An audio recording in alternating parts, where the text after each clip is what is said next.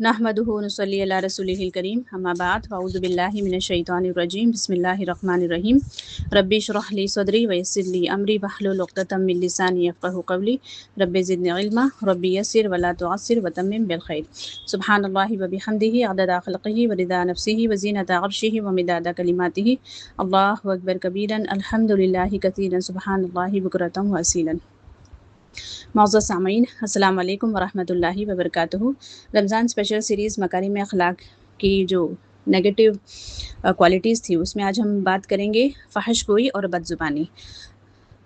Tirmidhi की हदीस है, अबू दरदा रज़ियल्लाहु ताला अन्हु इसके रावी हैं कि रसूलुल्लाह सल्लल्लाहु अलैहि वसल्लम ने फरमाया कि सबसे वज़नी चीज़ जो क़यामत के दिन मोमिन के मीज़ान यानी तराजू में रखी जाएगी वो उसका हुस्न अखलाक होगा, यानी गुड कैरेक्टर।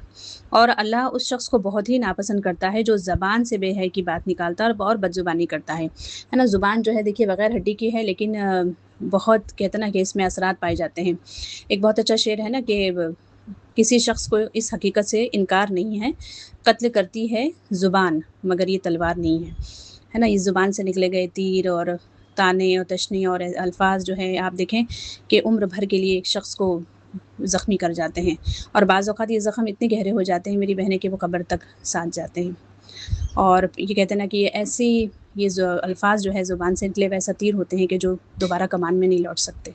आदमी फिर तौबा इस्तग़फ़ार करता चला जाए, अगले से माफ़ी मांग ले, अगला हो सके बहुत बड़ा दिल करके माफ़ भी कर दे, लेकिन वो अल्फाज के तीर है ना वो चुभन बनकर जो है उसको दर्द देते रहते हैं, और जितनी उसके अंदर टीसें उठती हैं उतने ही अगले के लिए मसले खड़े होते हैं। तो मेरी बहनें, हमें बहुत ज़्यादा इस बात की ज़रूरत है कि हम अपनी ज़ुबानों की हिफाजत की कोशिश करें, ख़ास तौर पर हम औरतें है ना। अल्लाह के नबी वसल्लम की हदीस का दूसरा मफ़हूम है ना कि मैंने जहन्नम में औरतों की तादाद ज़्यादा देखी। उसमें जो वजह बताई वो यही थी कि ये ज़बान से लान तान बहुत करती हैं ना, और शौहरों की नाशुक्रियाँ होती हैं। अल्लाह ताला हमें शुक्रगुज़ारों में भी बनाए, अपना भी और अपने बंदों का भी। और सबसे बड़ी बात कि हम लान तान और मलामत से जो है अपने ज़ुबान को रोक लें। एक दूसरी हदीस के मफ़हूम है ना कि अल्लाह के नबी वसल्लम ने क्या फ़रमाया कि मैं जन्नत की ज़मानत लेता हूँ अगर दो चीज़ों की ज़मानत तुम मुझे दे दो। तो उन दो चीज़ों में से एक चीज़ क्या थी, वो यही दो दांतों के दरमियान की ज़ुबान और दो टांगों के बीच की शर्मगाह। तो ज़ुबान जो है वो बहुत ज़्यादा फितने का गढ़ है। अगर हम इसका सही इस्तेमाल करें तो ठीक, वरना तो ये हमें हलाकत के गड्ढे में ले जाकर डाल देगी और हमें पता भी नहीं चलेगा। एक दूसरी हदीस के मफ़हूम में हमने ये पढ़ा भी है ग़ालिबन के यानी बहुत सारी नेकियां लेके इंसान जाएगा और फिर किसी को गाली दी होगी, किसी का दिल दुखाया होगा ना, किसी के साथ और कोई मामलात हुए होंगे, तो वो सारी नेकियां जो हैं कल वो लेने के लिए खड़े होंगे कि अल्लाह इसने मेरा दिल दुखाया था और मेरे साथ ये गाली दी थी, मुझे ये मामले किए थे, तो वो सारी नेकियां उसमें बांट दी जाएंगी। तो बहरहाल ज़बान की बहुत सारे ऐसे मामलात हैं मेरी बहनें कि अल्लाह के नबी वसल्लम की हदीस का दूसरा एक मफ़हूम है ना, दूसरी हदीस का, कि इंसान को चाहिए कि वो अच्छी बात कहे वरना खामोश रहे। बहुत नाप तोल के बोलने की ज़रूरत है। और अगेन मैं रोज़ाना ही अपने दर्स में ये बात रिपीट करती हूँ कि हम रमज़ान के बेहतरीन महीने से गुज़र रहे हैं और अल्हम्दुलिल्लाह अब तो ताख़रातें भी शुरू हो गई हैं। हम अल्लाह ताला से तौफ़ीक मांगे कि अल्लाह हमें खामोश रहने की तौफ़ीक दे, बेहतरीन खामोशी की तौफ़ीक दे, है ना। ऐसी खामोशी जो कि बेहतरीन हो, मतलब ये भी नहीं कि किसी मुँह से मुँह फुला के खामोश हैं और बाज़ औक़ात हम खामोश रह के साइलेंट ट्रीटमेंट लोगों को दे के भी हम अज़ियत दे रहे होते हैं। वो वाली खामोशी की बात नहीं हो रही है यहाँ पे, है ना। वो खामोशी की जिससे लोग भी हमारी इज़्ज़त से बचे रहें, सुकून में रहें, और सबसे बड़ी चीज़ कि हम बहुत सारे फ़ितनों से बच जाएँ। उस खामोशी की हमें अल्लाह ताला तौफ़ीक दे दे।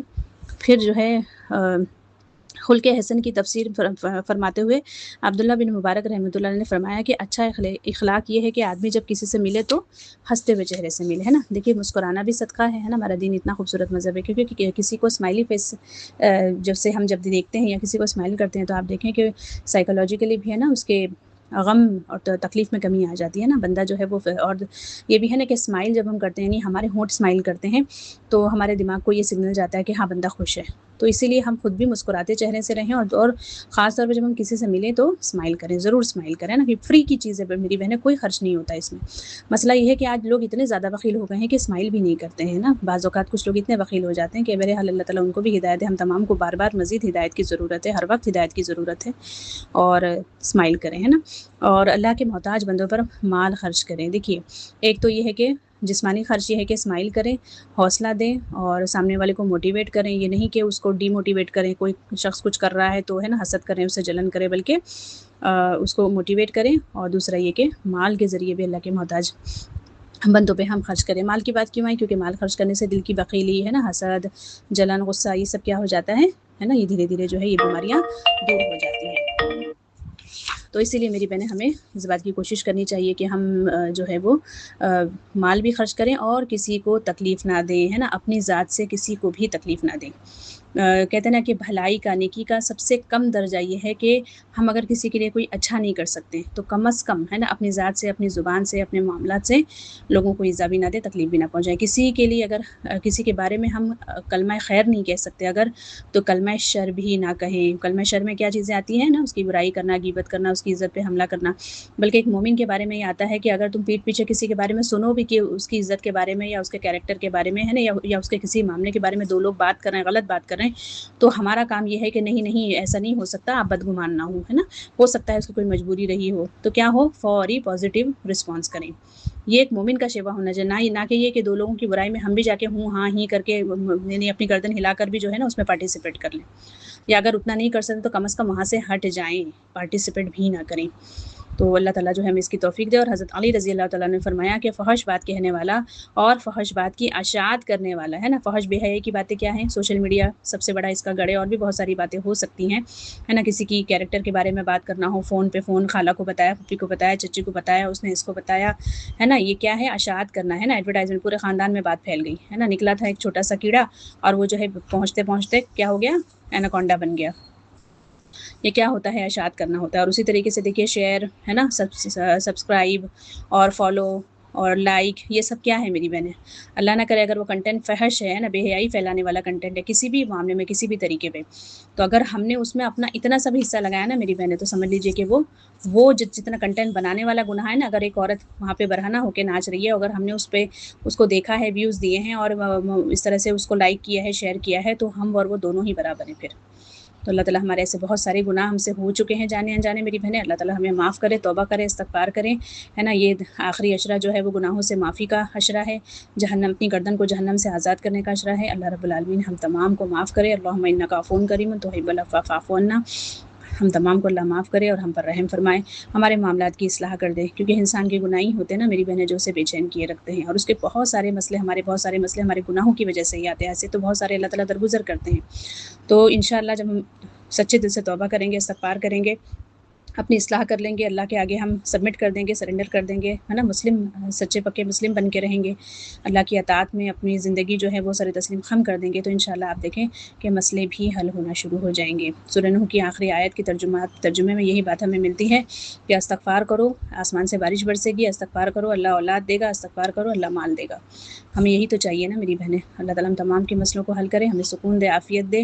اللہ تعالیٰ ہمیں سچی پکی توبہ کرنے کی توفیق دے اور ہماری توبہ کو قبول کر لے. بے شک وہ بڑا غفور و رحیم ہے. وہ تو توبہ کے سامنے سے ہمیں کہتا نا کہ دعوت دیتا ہے کہ آؤ میرے بندو، ہے نا، میں تو معاف کرنے کے لیے بیٹھا ہوں، بس تم نے کیا کرنا ہے، اکڑنا نہیں ہے، تکبر نہیں کرنا ہے نا، توبہ کرتے رہو، جانتے بوجھتے گناہ نہ کرو، علم حاصل کرو، جہالت نہ کرو اور توبہ کرو. اللہم اجعلنا من التوابین وجعلنا من المتطہرین. جزاک اللہ خیر. ربنا تقبل منا انک انت السمیع العلیم وتب علینا انک انت التواب الرحیم. سبحان ربک رب العزۃ عما یصفون وسلام علی المرسلین والحمد للہ رب العالمین. السلام علیکم ورحمۃ اللہ وبرکاتہ.